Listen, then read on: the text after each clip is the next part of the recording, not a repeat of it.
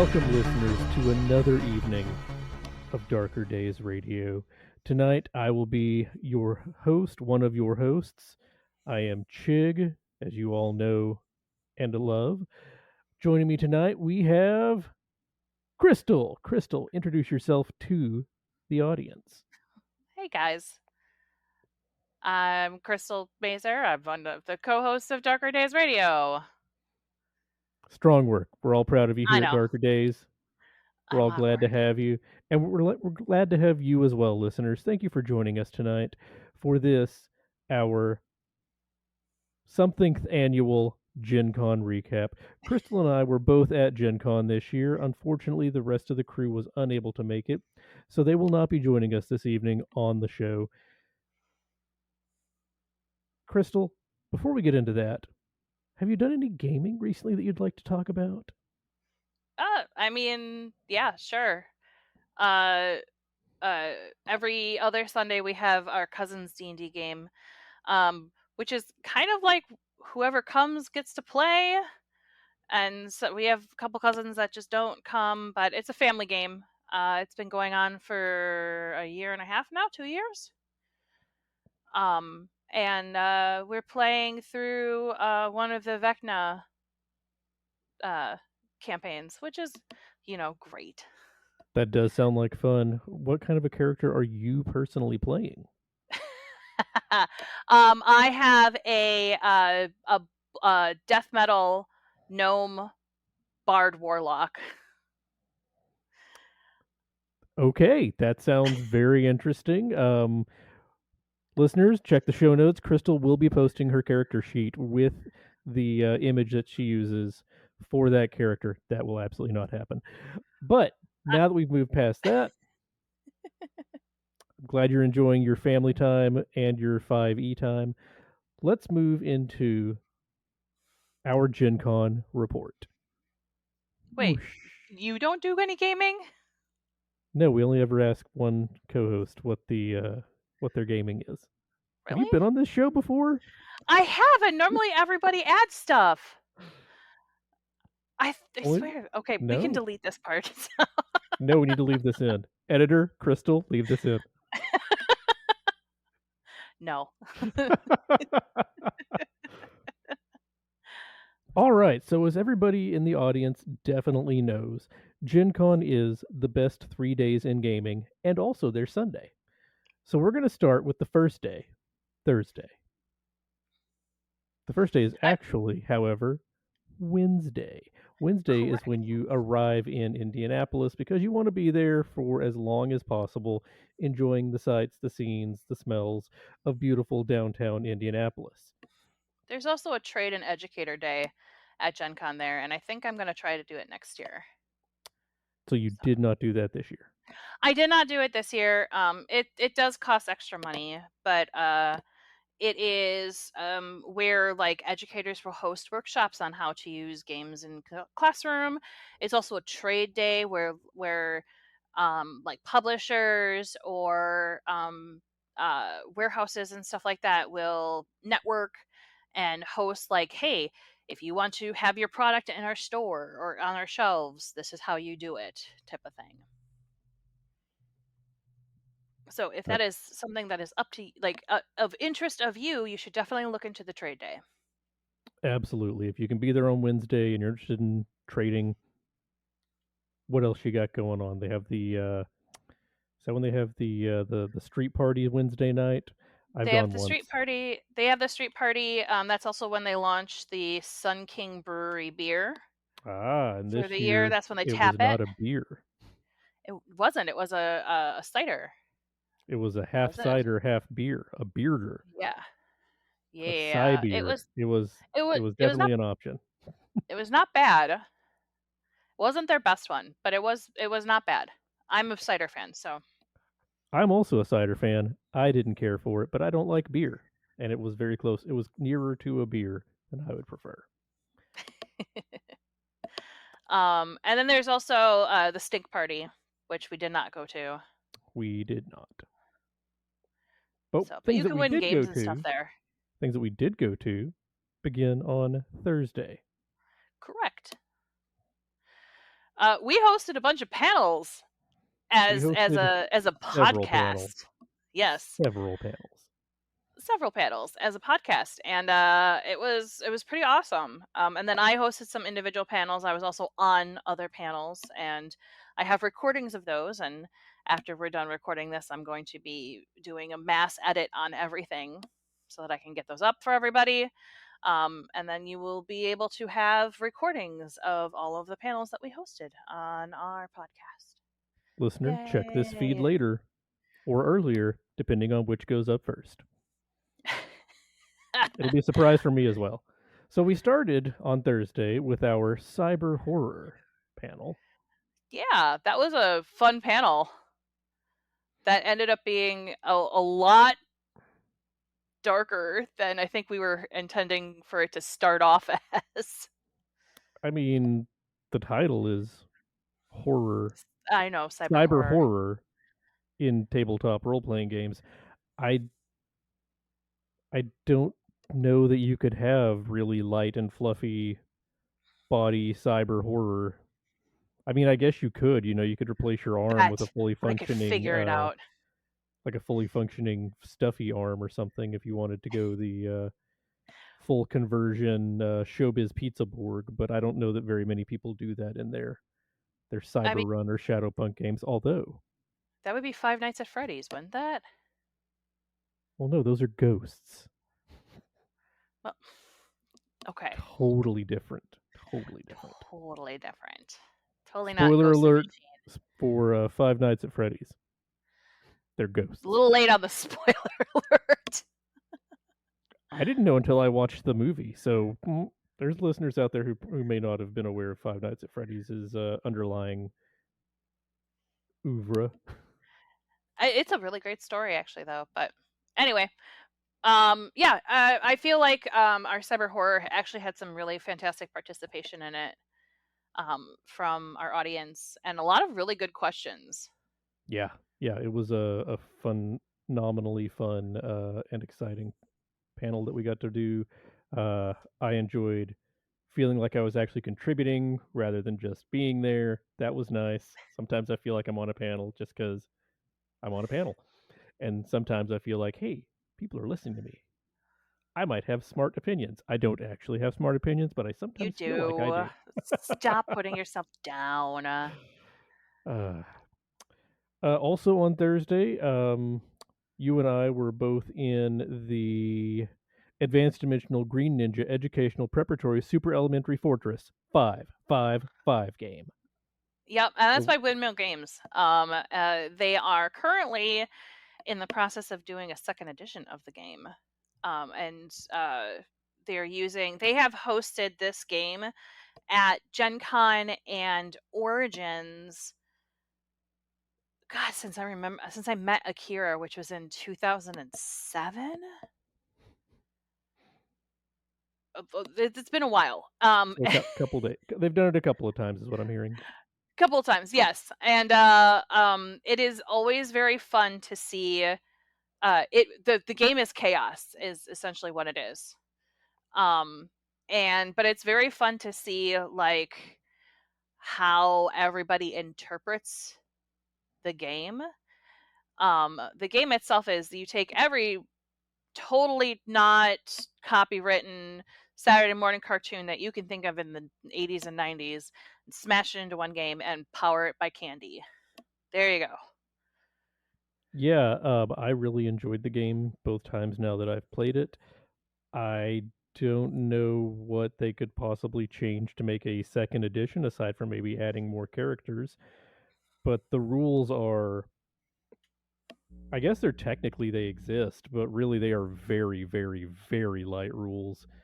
So the rules are eat a candy and you can do a thing. Yep, or roll dice. I mean, yeah, you gotta roll the dice. That's maybe they're adding different dice. Maybe they're adding a No, third I don't think they're. D6. No, I don't think Nah, so. I think what crazy they're talk. doing is they're balancing out some of the characters more.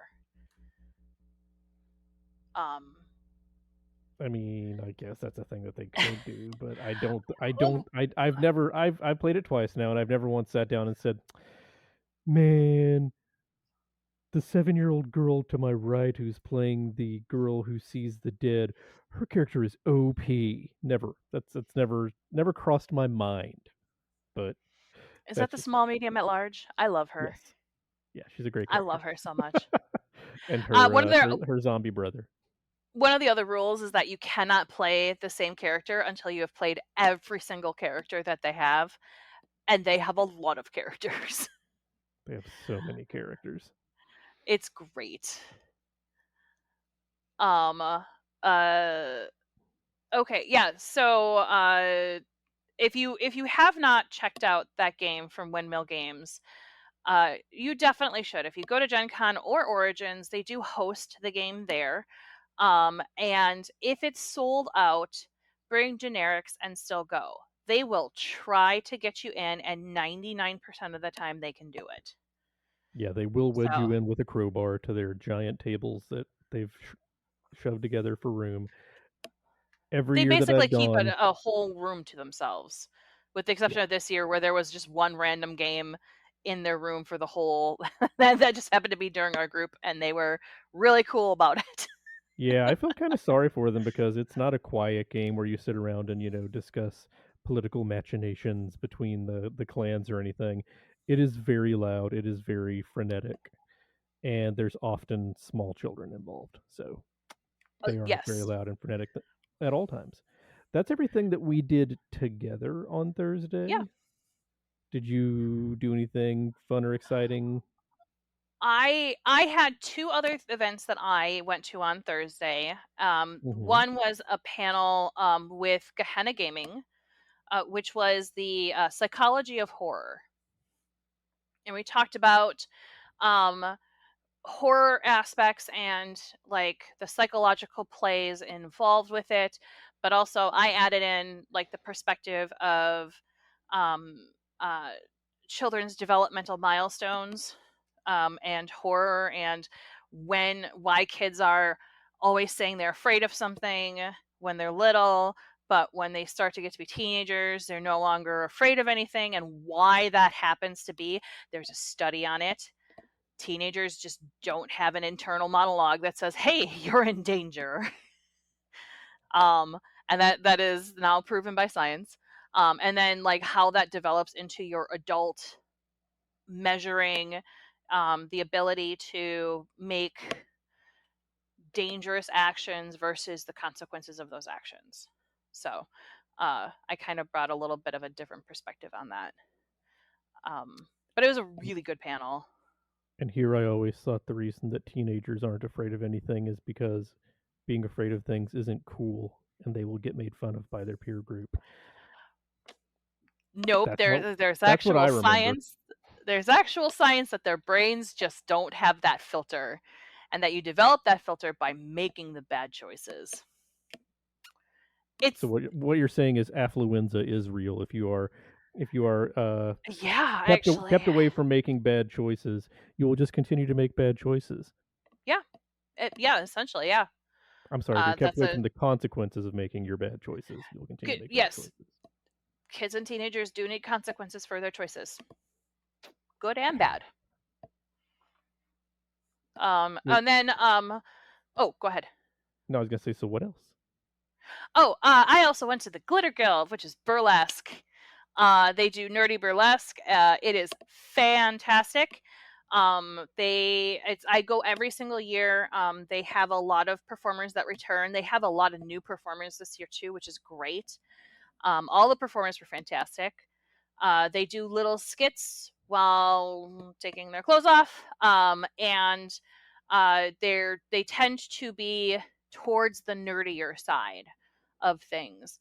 So like they actually had there's a horror-esque uh, performer. Her name is Red Rum. She is one of my favorite performers of all time. She did The Thing this year, and it was great. Speaking of It went body horror, exactly how you think it went. She is okay. very much a body horror performer. Very much a body horror performer. She's fantastic. So, Well, um, I'm glad you yeah, had a good time. I did not attend. I've gone before. It's just not really my thing. And that's legit.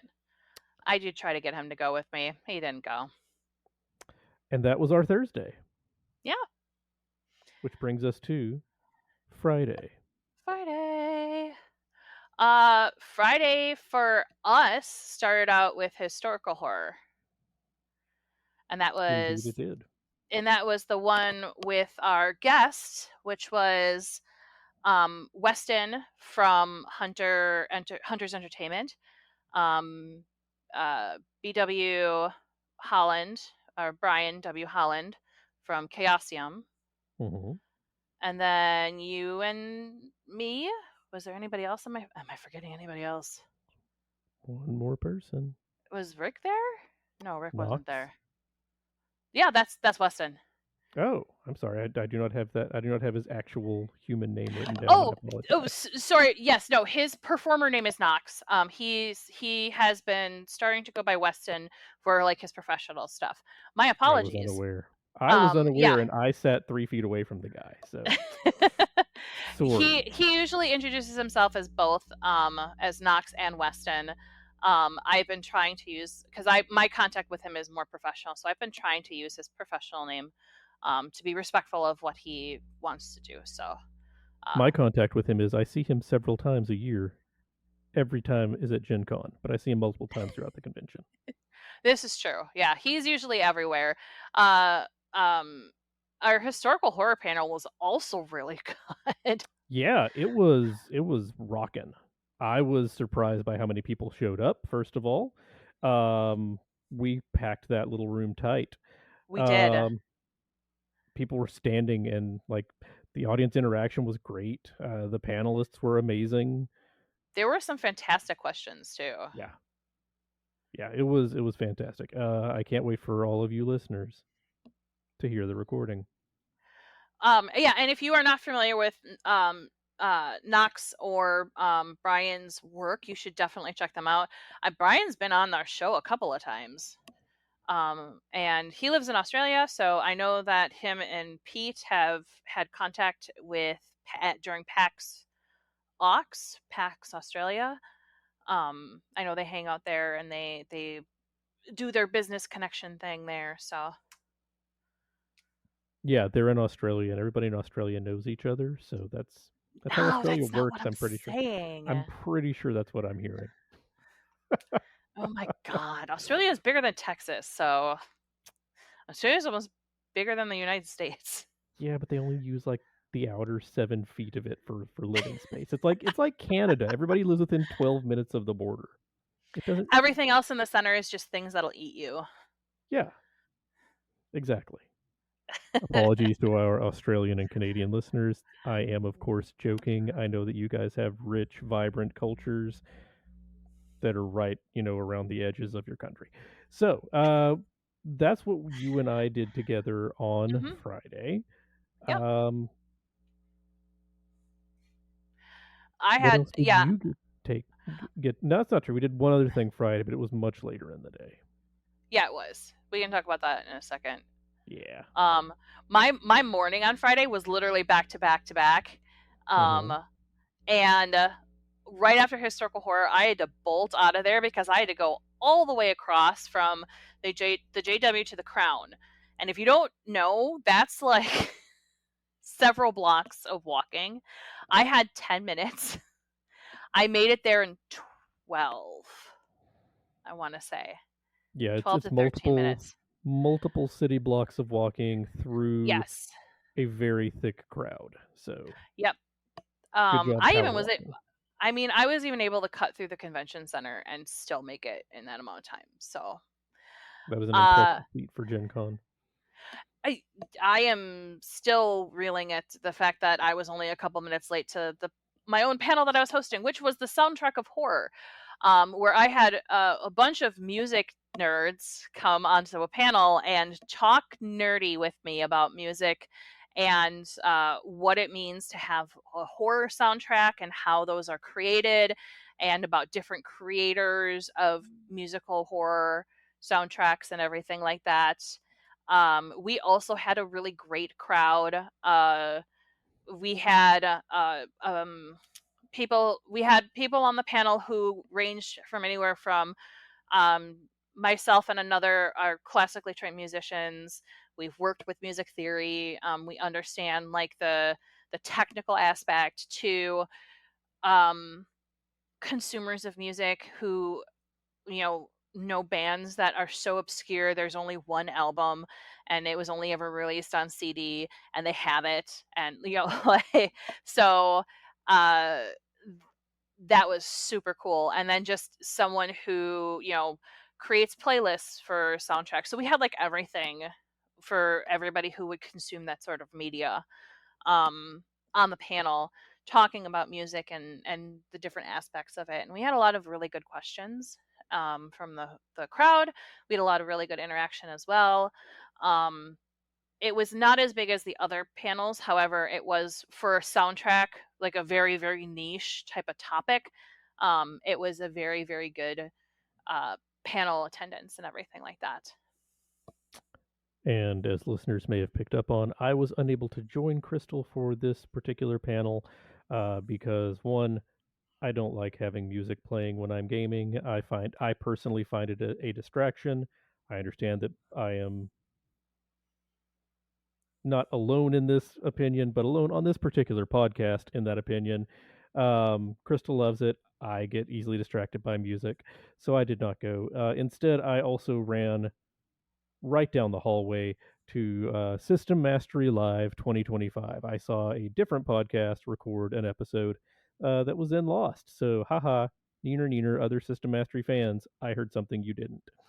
They re-recorded. They re-recorded their panel for the podcast, but it was not the live panel. I'm special. And then that afternoon, I went to the dealer hall and wandered up and down the aisles and spent a very small amount of money for a Gen Con. I'm not going to lie to you, listeners. I'm proud of myself for my restraint. I bought Bones, so a little more expensive. Like the Star Trek character? No, they had bone jewelry there and bone hair accessories. They had like skulls for your fascinators for hair, and I collect bone art, so I bought myself a bone hairpiece. Listeners, you can write your own jokes here. I already knew what you got. I was asking for the listener. Oh yeah. Um, I had one more panel on Friday too. did This you? was before our historical panel. Yeah. Rick from Storyteller Forge hosted a How Not to Suck at Storytelling panel. And it's where you have a whole bunch of storytellers get on stage and tell about their biggest fails as a storyteller, what happened to get everything the way it was, and then if it was able to be fixed or what happened afterwards, the fallout of it, essentially. That sounds like a fun panel. Yeah, I this is a panel that I've been on with Rick for a lot. I've been telling somewhat of the same story. I do have a backup story in case we have too many people that have seen the panel multiple times. I have a backup story, but my story generally tends to get a good laugh. So Well, that's a plus. We want to learn from our mistakes. We want to hear that others who we know and respect have also made mistakes and are not the perfect face that they're putting forward for everybody to see. And I think it builds a sense of community and a sense of, hey, I'm not a bigger screw up than anybody else, which is a great thing to feel about yourself. yeah, absolutely. And I think it helps newer storytellers to see that like you can absolutely train wreck something by accident, not have it go off the way that you want or something like that, and still emerge from it as long as you do the work to put in fixing it. Still emerge from it with your friend group intact intact, or like your game still going, and or like you can still go into writing games and stuff like that, because everybody that was on that panel wrote games. We had the developer, the line developer for the Aliens RPG up there telling stories about how he messed up something. So like, you have big name developers who have absolutely messed things up, and that's just a part of GMing. So for all of you that are thinking about getting into GMing or not sure, do it with confidence and mess up and learn from your mistakes. That's the only way you're going to learn. Fail boldly. Failure is always an option, and fail confidently. So, after our busy mornings and our less busy afternoons, we did have something that evening. Crystal, what did we do? Oh, it was the Ennies. I was like, wait, what did we do? You were there the entire time. I was there the entire time. And I also, here's the funny thing is that I don't have it on my schedule that I'm looking at. And I was like, what was that Friday night? And it was because it was the Ennies. For those of you who are unfamiliar with the Ennies, it is basically the Oscar version of gaming. Developers, writers, even technically fans can submit stuff of things that they would like to see to be nominated. There is a committee that goes through everything, and there are thousands of things. Like the people who are on this committee get like this, like almost like a palette of things, and they have to go through that and select like what their top games are and like where, like what categories they even want for the year. And then in July, June. Yeah, May, June. it's June. May, June is where they have voting, and then July is where they announce the finalists for they announce the finalists in June. They have voting in July, right? I I thought voting forget. began in June, but Oh, so then they either announce the finalists in May. Then voting begins in June, and it's ranked voting, which is great. And then all of the winners and stuff like that are announced at GenCon on Friday night. It is open for everybody. If you are not a writer, developer, you're not in the industry, you can still attend. You they can even let absolutely me in. go. Yeah, they let him in.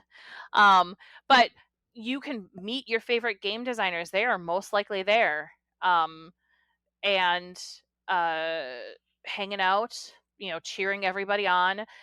Bridget Jeffries was the MC this year, and she's always amazing. Yeah, she's She's been great. she's been on a couple of my panels for Origins actually, and I absolutely adore her. And if you have not heard of her, you absolutely should look her up.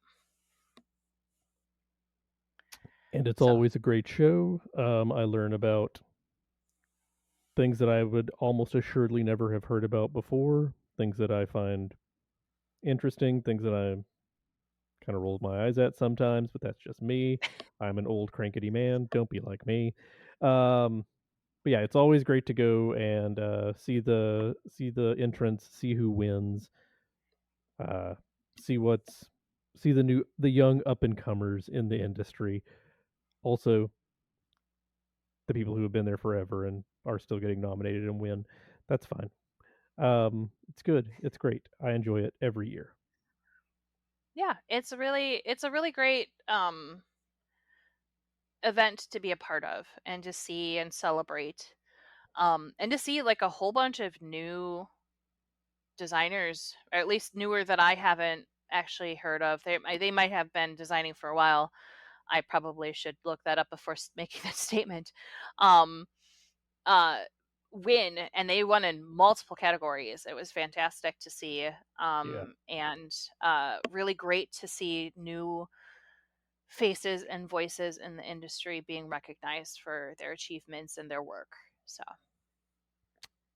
So that wraps up Friday, yeah. which brings us naturally to Saturday. Oh, I thought we were gonna We skip that. No, we just only had kidding. one thing on Saturday together. We did.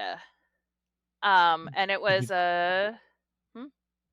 I was going to ask if you wanted to do the together or the apart, but We can do together first. Yeah, let's do it together first. All right.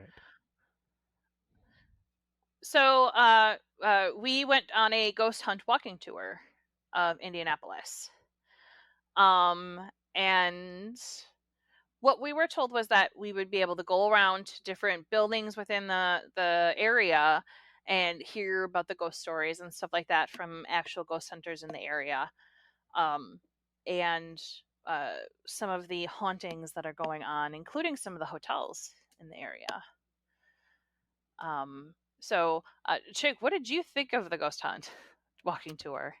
It was the best ghost hunt walking tour I've ever been on this year at Gen Con. Have you ever been on a ghost hunt walking tour before? Yes, not this year at Gen Con though. This was worse than the one I did in New Orleans. Um, it was not what I was expecting it to be. Yeah. The guy who ran the tour was from out of town. The person who I think was supposed to do it became unavailable, so rather than just canceling the event outright, I believe they got this gentleman in. He did as good a job as can be expected of somebody who this is not their regular gig. I'm not holding that against him, but I think if the person who is supposed to be doing a guided tour has never been on the tour before, perhaps you should just cancel the event. Yeah, I think I would probably have been way more understanding for if they would have canceled the event. I spent most of the tour not being able to hear anything, which is odd because he had a microphone, didn't he? He had a microphone and a little portable speaker, yeah. But Yeah. I don't know if we were just standing in the wrong place or if it was exceptionally windy over his microphone or what. But yeah, there weren't more than what, 20, 30 people on the tour total. So I feel like there was too many people. I yeah, think that I might have don't been know. what the problem was, is that there was just too many people because we ended up we continually got pushed to the back. And I don't want to say like pushed because we weren't really shoved. It was more of the group didn't really know how to stand as a group. Yeah, yeah. And so it made it hard to be able to get close enough to be able to hear anything. And I don't know about you, but my attention span, if you cannot hold my focus, I am like, oh, shiny, oh, look at everything else that's going on, oh, hey, I'm gonna have a conversation that's totally off topic. To be fair, this was the third day of Gen Con. There are people at Gen Con after 3 days I don't want to stand that close to, so I That's understand. true. Yeah, I get it. I feel like there's probably too many people there, and they Yeah. probably should have canceled. I do like. I feel like the tour guide was trying to be as engaging as he possibly could, but didn't really know all of the nuances, or like maybe he just isn't a good public speaker storyteller to be able to convey all of that. I think that he does haunted tours in Chicago, I want to say is where he said he was from. Okay. So like I missed this all of isn't that. this is not his usual beat, but it is his regular gig if that makes any sense. Gotcha. So, Okay. So he kind of has some experience, so he just may yeah, not be as familiar with the stories, or yeah. He could have maybe used some flashcards or something. I don't know. It was fine. I don't think I'm gonna do it again next year. I think I've no. heard the stories. I think I'm good on that. But if you're interested, listener, I'm not gonna tell you not to. I will say it probably was the best day to do the ghost hunt walking tour because it was the coolest day and there was a breeze. Oh And yeah. for Indy in August, normally it's like 100+ degrees out. Yeah, the weather for Gen Con this year really played out well. But we're not Yeah. old people. We're not here to talk about the weather. Crystal, what else did you do on Saturday? Um so my husband and I went and did an escape room at one of the escape rooms like that are within walking distance of the convention, and they were hosting Gen Con specific escape rooms where you could go and like earn a pin and get to have like a whole big like group experience and everything like that. we had to steal the Mona Lisa. Um, Mm. and there was one, two, three, four rooms in our escape room. And I feel like it was really well done. It was actually my very first escape room. I don't count uh uh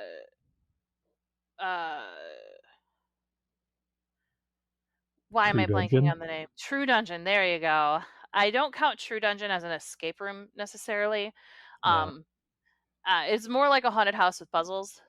Uh, but this is my first like true escape room, and I had a lot of fun. I definitely do not have the escape room. I'm gonna try to touch everything gently to see if maybe something moves thing. Because we had one where we had to pull something towards us, and it just had to be gentle, and so none of us touched it because we were like, we're not supposed to touch it. It's supposed to be gentle. And so like, you know, that might be something I have to unlearn and unpack for myself. But Yeah, I it was personally good. love escape rooms. Did not do one at Gen Con this year, but I'm glad that you guys went and had fun. Yeah, it was a lot of fun. My husband goes, and I generally don't see him until like the evening. So because he does a whole different thing. He does the full gaming side, and he was like packed gaming all day Thursday, all day Friday, all day Saturday. And so he was super super busy all con. And my con is more of the industry side, so it's a very different convention than what my friends usually go to. So Well, speaking of gaming, I also got a little gaming done on Saturday. I sat down for a game of Mutants in the Now, which is a kind of a modern retro clone, if that's the if that's the term that we want to use, of the old Teenage Mutant Ninja Turtles and Other Strangenesses game from Palladium. It uses a different system. It's by Julian K. You can find it online at Drive Through. You can get it from the itch.io of Julian K. Um, I backed the Kickstarter. This was my first time actually getting to play it because I wanted to, see how it ran in ideal settings before I tried it out at my table. Unfortunately, I don't think I'm going to try it out at my table. It is it is not the Palladium system, so it has that going for it. However, it is still crunchier than I would prefer for a system to run. There's there's a lot of little fiddly bits and bobs, and I'm just too old for that. It's just not my thing. Um, I've played the Palladium game. I've enjoyed the Palladium game. I've played other crunchy games, but that's just not what I'm into these days. So if you're looking for an interesting, mutant animal, maybe martial arts game, it's out there. I can't say it's not fun, but it's not for me. what kind of system does it use? It's a proprietary system. It's a percentile roll under for the most part. Gotcha. Okay. Yeah, it's All right. nothing crazy or outrageous, but it's just every single little action has 30. This gives you a plus 7%. This is a minus 12, and this is a plus 16, and you got to do all the math. And I'm just like, Oh goodness. yeah, that's not something that I really want to do. So, oh well. I'm not a huge fan of like super crunchy systems like that. Um I I understand their place, and I understand that there are games that absolutely need them. Um I but when it comes to like enjoyment of things, I either need somebody who is really comfortable with leading something like that, or very good at explaining stuff to me, because otherwise I'm like, I don't understand any of this. Yeah, absolutely. It has its place, it has its fans, it has its advocates, but that's not really what I'm all about. So, that's just me. Yeah. If that's your thing, guys, if you're interested in that, hey, I cannot recommend it highly enough. The author of the game ran the session. Seems like a real cool fella, but he is way bigger a math nerd than I am. So, and I And convert temperatures in my head for fun. he does. Well, I mean, that's kind of a necessity with our group because we have both Celsius and Fahrenheit going on, and Yeah, whatever Australia is. they're Sorry, Celsius, Australia. I like know. everywhere else in the world, except I for their was making Celsius is upside down. I was making a joke. Hmm. So if Celsius is upside down, is it Kelvin? Yes, they Oh, only okay. use Kelvin. It never varies more than a degree in Australia, and that is a deadly degree. Right. And Yeah. then the last thing that I have for Saturday is I do host a freelancer meetup um at the hotel. It is off the books in Gen Con, and we just kind of go to the Omni and meet up in the lobby area. There's food, there's a bar for drinking and stuff like that, and I have it so that like people can network, meet people, bring your business card, you know, meet people in the industry and stuff. Um, it is this year was a smaller event. um Saturday tends to be the last day of Gen Con, so everyone wants to go out with friends and hang out with, people that they haven't seen before, and so they make plans and everything like that. And so it ends up, sometimes people make it, sometimes people don't. um the people who did make it this year were awesome, and I had to cut it short this year because of the ghost hunt. The ghost hunt kind of bumped up to where my meeting normally is, and so they kept it going a little bit after uh, I had to leave, and then kind of wrap things up and everything like that, and then headed out to whatever they were going to do, which is fine. Um, and so next year, if you are interested in doing the freelancer meetup or have heard of it and haven't been able to, I'm actually going to do the freelancer meetup at the Mixer before the Ennies next year. So then that way That there's makes actually sense. a greater opportunity for you to network with like other people in the industry, and get more people to the Ennies who may not be going to the Ennies, or catch people who want to be at the Ennies and give them an excuse to be able to go. I like going to the Ennies, so I don't need an excuse. It's fun. That's my excuse. That's And that good. brings us to Sunday, the Sunday. last and some would say least day of Gen Con. And they'd be right. It's a half day. It's literally the shortest day. Yep. Um, it's a great day to go check out the dealer hall, see if anybody wants to get rid of anything. Yep. Um, We usually check out of the hotel, put our stuff on hold, go to the dealer hall, and then go head to food trucks for food, and then head home. that is the Sunday experience at Gen Con. Yep. Well, you didn't leave on Sunday though. No, I leave on Monday because I have to fly in and out because I'm from far, far away. And if you fly out of Indianapolis on Sunday, it's horrible. It's a small airport. Every seat on every plane is full, so every seat in the airport is full. I cannot recommend it. If you have the means, stay until Monday. Actually, no, I take that back. Everybody else leave on Sunday so that I will be the only person leaving on Monday, as it is and as it should be. That way I get like Sky Couch on my way home. It's great. Yeah, but I want you to talk about the indie experience after Gen Con closes, because it is so far different. Because Indianapolis basically turns into, like, downtown Indy turns into Gen Con. Um, Honestly, honestly, that was true in previous years a lot more than it is here recently. Since Scotty's Brew Pub closed, since the Ram has yeah, closed, that's true. a lot of places downtown they'll have, Gen Con themed menus, which means they have their regular menu, but they change, buffalo wings to beholder wings or whatever. That's as far as most locations downtown go.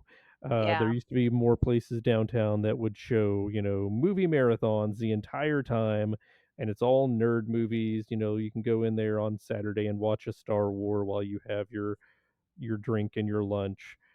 But that's not really the way. And they used to have banners all over downtown. They do still close the streets because it's a safety hazard if they don't. And also, they're under construction. But Yeah, I think the banners were up last year. I don't remember seeing the banner. I mean, yeah, there's welcome to Gen Con banner, but it's not like it used to be where they would be on every street lamp at every corner. It's Mm, it's still they're still happy to take our money, but they understand that they don't have to go out of their way for it. Is the way yeah, that I that's read fair. things. That's fair. And the big places that used to cater to the nerds are no longer around, so that's kind of sad. On the plus side, that sushi bar that was very up its own rear also no longer around, so that's nice. That Guys, you you had know, they had a dress code. You had to have yep, a suit jacket and a tie to get into the yep, sushi bar, even during Gen Con. Every time I yep. would walk by, there were 3 people in there and their entire staff just looking out the windows like little puppy dogs in a pet shop. Mhm. So they're no longer around, which is sad for their employees, but it's a different restaurant now, so good for maybe other employees. I don't know. It was the But yeah, cantina that we went to. correct, and it was good. It was very good. So how is downtown Indianapolis after Gen Con? It's closed.